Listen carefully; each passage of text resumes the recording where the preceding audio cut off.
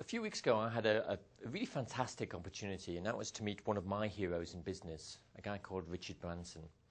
So Branson, a guy who created a record company, Virgin Records, first of all, went on to create airlines, Virgin Atlantic, went on to do pioneering things in all sorts of different industries, from financial services through to investments. And what actually, he did over time was phenomenal. But it was kind of conventional, but changing things a little bit at the same time. And what Branson was describing to me more than anything else was, what does he do next? How does he move forward? What else can he do?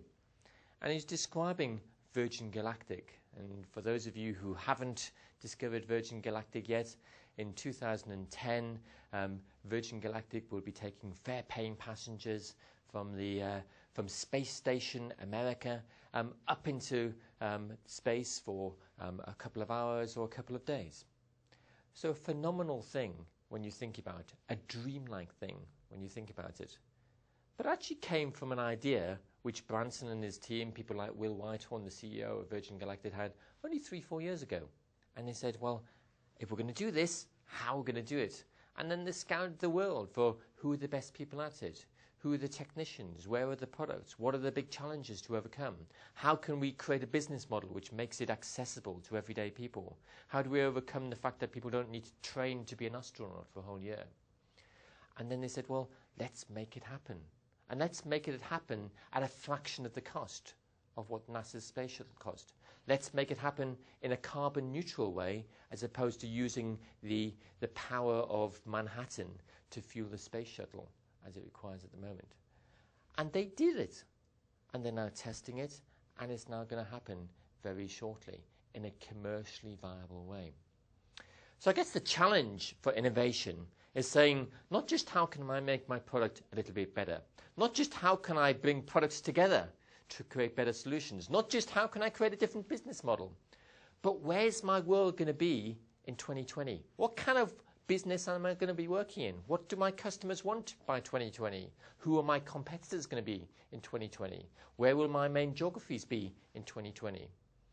If you look at the quick, fast rise of some of the emerging markets and the companies in them, look at Tata from India, the rise incredibly quickly of Tata Motors, the Tata Nano, the $1,000 car, really addressing what Prahalad talks about as the base of the pyramid, but becoming potentially the world's biggest car manufacturer by 2020. Look at Shanghai Tang, fantastic fashion from China, really fusing the heritage of China with the modern contemporary styles of Fifth Avenue.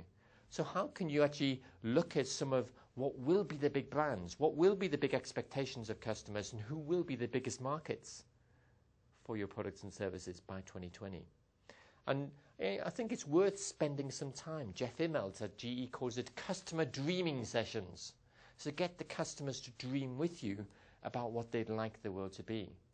Because today, it's not just about meeting needs, it's about meeting expectations. And those expectations keep growing all the time. And another thing is not just to meet the expectations, but to do something quite extraordinary sometimes. Jonas Ridderstråle, the guy who wrote Funky Business, calls it, you need to surprise people. Not just satisfy them, not just delight them, but surprise them.